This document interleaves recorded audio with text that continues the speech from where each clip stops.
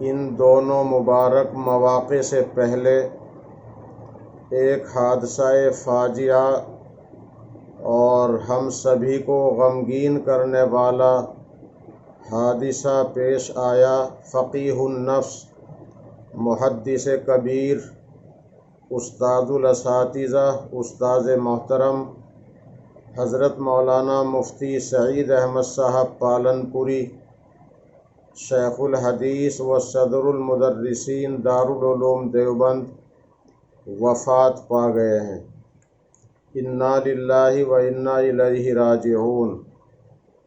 اور اس پر مزید افسوس یہ ہے کہ حضرت والا کے جنازے میں ہم تمام کے تمام چاہنے والے لوگ بھی شرکت سے محروم رہے، لیکن رمضان المبارک میں حضرت کی وفات کا ہونا یہ ان کی مغفرت کی پختہ دلیل ہے، اور حضرت والا کے لیے ہم سب دعا گو ہیں کہ اللہ جل شانہ ان کے درجات کو بلند فرمائے، اور ہم ان کے شاگرد جو بالواسطہ یا بلا واسطہ ہیں، اللہ تعالی ہم لوگوں کو ان کا صحیح وارث اور جانشین بنا کر ان کے علوم کو آگے امت میں پہنچاتے رہنے کی توفیق عطا فرمائے۔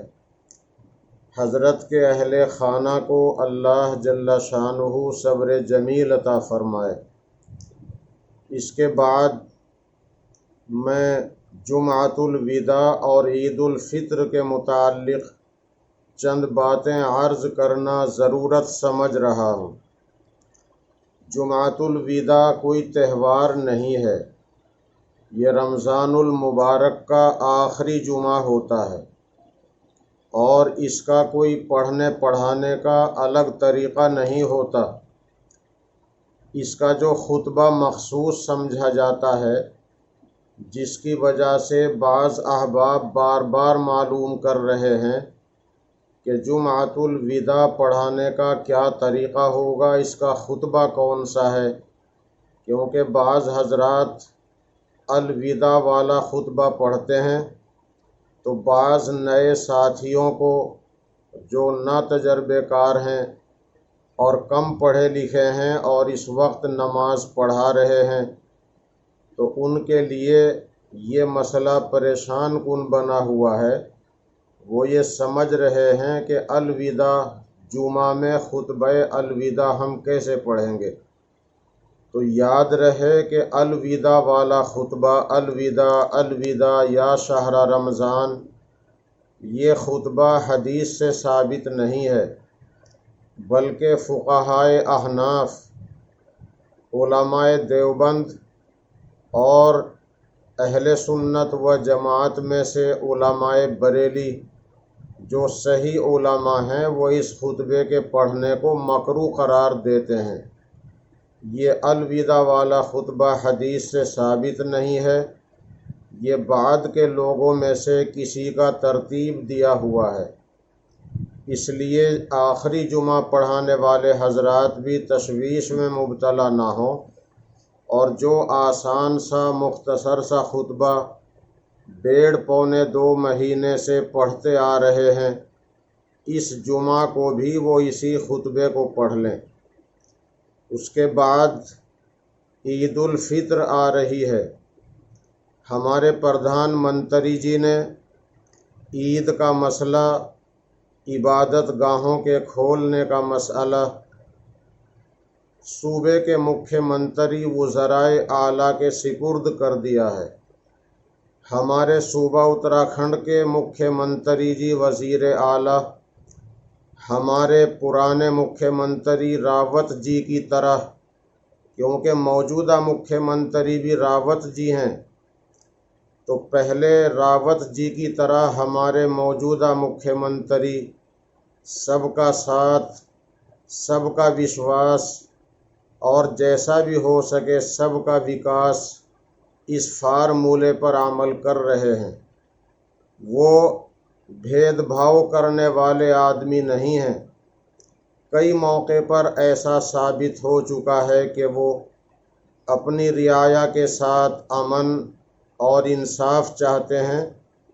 ہمیں امید تھی کہ اگر چھوٹ ملے گی اور کرونا وائرس سے ہمارے صوبے میں امن ہوگا تو ہمارے مکھیہ منتری جی مسلمان بھائیوں کے لیے عید کی نماز کے واسطے ضرور چھوٹ دیں گے۔ اگر حقیقت میں کرونا وائرس سے حفاظت کا اطمینان ہو گیا ہے تو ہمارا شاسن پرشاسن ہمیں چھوٹ دے سکتا ہے، اور اگر ابھی اطمینان نہیں ہے تو لاک ڈاؤن اور سوشل ڈسٹینسنگ پر عمل کرنا ہی ہمارے لیے بہتر اور ضروری ہوگا۔ اگر عید کی نماز انہی حالات میں پڑھی جاتی ہے تو ہمارے مسلمان بھائی ان باتوں کو دھیان میں رکھیں۔ جن بستیوں میں جمعہ کی نماز ہوتی ہے وہاں کے بالغ مردوں پر عید الفطر کی نماز کا پڑھنا، عید الاضحیٰ کی نماز کا پڑھنا واجب ہوتا ہے۔ عید الفطر کا ٹائم اور عید الاضحیٰ کی نماز کا ٹائم سورج نکلنے کے تقریباً آدھا گھنٹے کے بعد ہو جاتا ہے اور زوال کے ٹائم سے پہلے پہلے رہتا ہے۔ عید کی نماز کی جماعت کے لیے بھی، بلکہ عید کی نماز کے لیے بھی وہی شرطیں ہیں جو جمعہ کی نماز کے لیے ہیں۔ جمعہ کی نماز کے لیے بھی مسجد کا ہونا شرط نہیں، اور عید کی نماز کے لیے بھی مسجد کا ہونا شرط نہیں، لیکن عیدین کی نماز کے لیے جنگل میں نکلنا مسنون ہے۔ عام حالات میں مسجدوں میں عیدین کی نماز بلا ضرورت پڑھنا خلاف سنت کہلاتا ہے۔ بلا ضرورت پڑھنا، ضرورتاً پڑھنے میں کوئی حرج نہیں۔ نبی اکرم صلی اللہ علیہ وسلم کی مسجد میں ایک نماز کے پڑھنے پر 50,000 نمازوں کا ثواب ملتا ہے، لیکن حضور پاک صلی اللہ علیہ وسلم عیدین کی نماز کے لیے جنگل میں نکلتے تھے، اس لیے عام حالات میں جنگل میں نکلنا سنت ہے۔ آج کے حالات عام حالات نہیں ہیں، یہ لاک ڈاؤن والی عید الفطر ہے۔ اس میں اگر ہمیں مسجدوں اور عیدگاہوں میں نماز کی اجازت نہیں ملتی تو ہم اپنی بیٹھکوں پر، مدرسوں میں، اسکولوں میں، گھروں میں، جہاں بھی موقع لگے لاک ڈاؤن کا اور سوشل ڈسٹینسنگ یعنی آپس میں فاصلہ بنائے رکھنے کے ضابطے پر عمل کرتے ہوئے کم سے کم 4 بالغ مرد اور اس سے زیادہ سوشل ڈسٹینسنگ والے ضابطے پر عمل کرتے ہوئے مناسب تعداد میں لوگ اگر ہو جائیں تو کہیں بھی عید کی نماز پڑھ سکتے ہیں۔ عید کی نماز اسی بستی میں پڑھی جاتی ہے جس بستی میں جمعہ کی نماز ہوتی ہو۔ اگر کسی بستی میں جمعہ کی نماز نہیں ہوتی تو اس بستی والوں پر عید کی نماز پڑھنا واجب بھی نہیں، وہ پریشان نہ ہوں اور انہیں ثواب سے کوئی محرومی نہیں ہوگی۔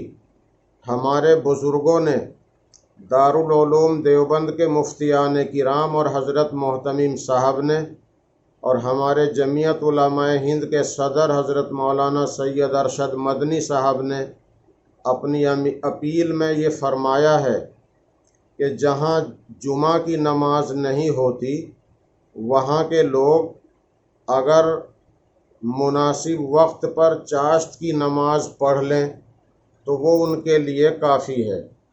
چاشت کی نماز کا وقت دن کا چوتھائی حصہ گزرنے کے بعد ہوتا ہے۔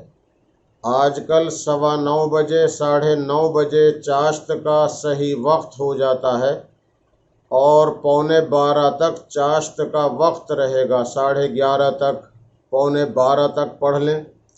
4 رکعات چاشت کی نیت سے پڑھیں، چاہے ایک سلام سے پڑھ لیں، چاہے 2 رکعات کر کے پڑھ لیں۔ یہ ان بستیوں کے مسلمانوں کے لیے عید کی نماز کا قائم مقام بن جائے گا جہاں جمعہ کی نماز نہیں ہوتی، اور جہاں جمعہ کی نماز ہوتی ہے وہاں اشراق کی نماز عید اور بقرعید کے دن پڑھنا جائز نہیں، اور عید کی نماز وہ لوگ سورج نکلنے کے آدھ پون گھنٹے کے بعد سے لے کر 11:15 تک مناسب اوقات میں پڑھ سکتے ہیں۔ پڑھانے والا امام نیت کرے گا کہ میں عید الفطر کی 2 رکعت نماز واجب اللہ کے واسطے امام بن کر پڑھتا ہوں، اور مقتدی نیت کریں گے۔ اصل تو ان کا عید کی نماز کے ارادے سے کسی جگہ جمع ہو جانا، آ جانا ارادہ لے کر یہی نیت ہے، مگر اگر وہ زبان سے بھی کہہ لیں کہ 2 رکعت نماز واجب عید الفطر 6 زیادہ تکبیروں کے ساتھ اللہ کے لیے امام کے پیچھے پڑھتا ہوں، یہ نیت کی جائے گی۔ اصل تو میں نے عرض کر دیا کہ نیت دل کے ارادے کو کہتے ہیں۔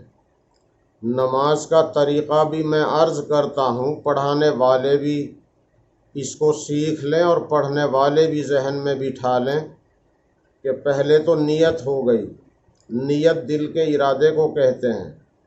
2 رکعت نماز واجب عید الفطر 6 زیادہ تکبیروں کے ساتھ اللہ کے لیے امام کے پیچھے پڑھتا ہوں، اور امام نیت کرے گا امام بن کر پڑھتا ہوں۔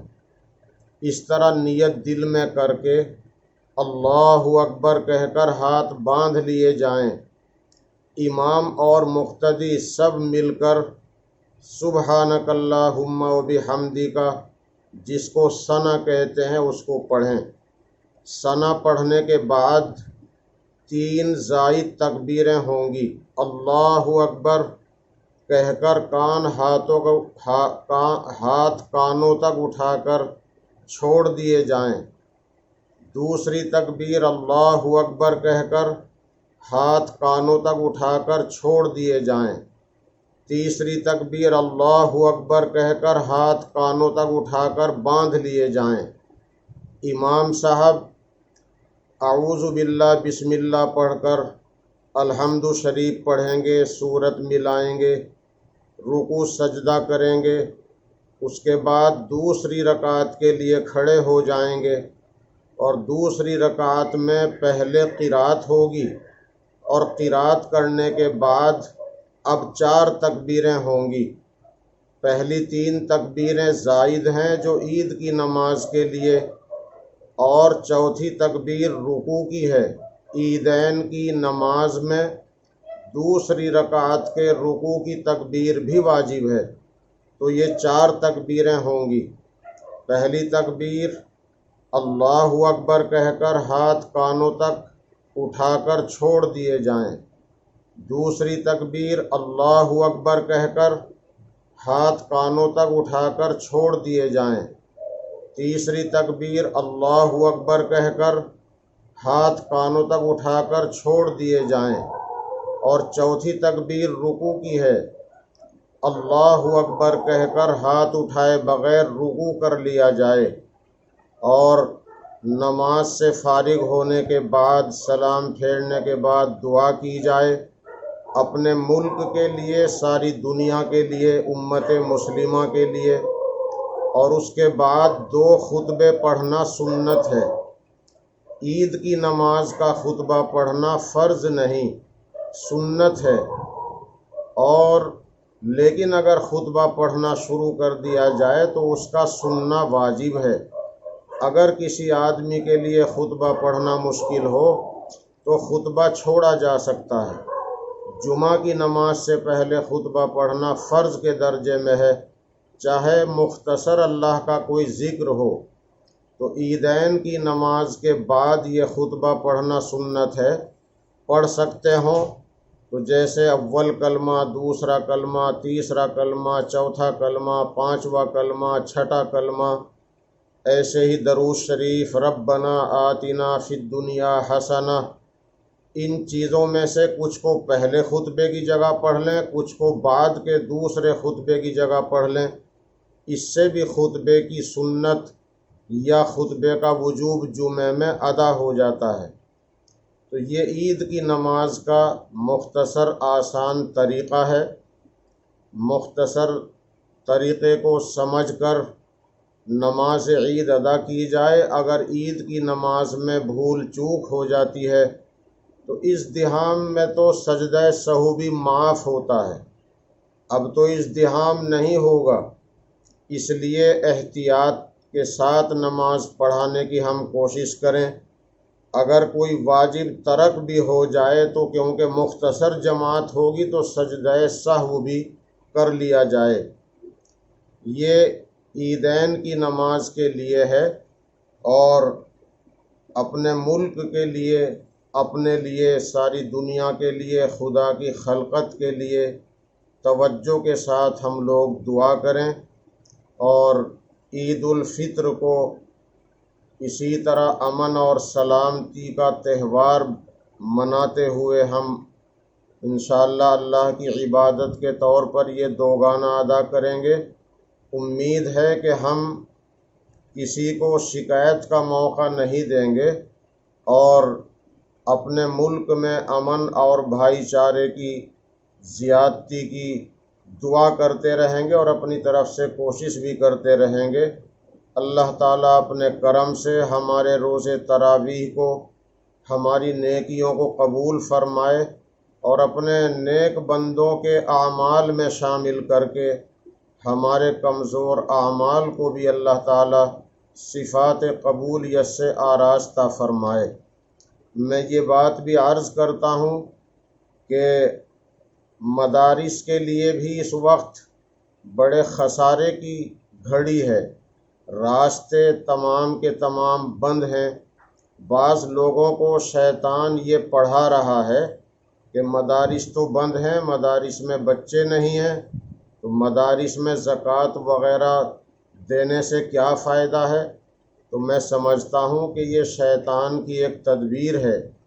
مدارس آج نہیں تو کل انشاءاللہ کھلیں گے، کیونکہ مدارس سے ہی ہم اپنے اسلامی تشخص کے ساتھ ہندوستان میں زندہ ہیں۔ تو آج نہیں تو کل انشاءاللہ امن ہوگا، مدارس بھی کھلیں گے، اسکول کھلیں گے، مساجد کھلیں گی، کیونکہ مساجد مدارس کے بغیر زندگی نہیں، امن اور سلامتی نہیں ہے۔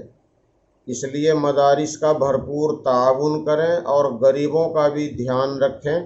ہمارے اکابر بار بار کہہ رہے ہیں کہ مذہب سے اوپر اٹھ کر انسانیت کے مد نظر غریبوں کی مدد کی جائے۔ وآخر دعوانا ان الحمد للہ رب العالمین۔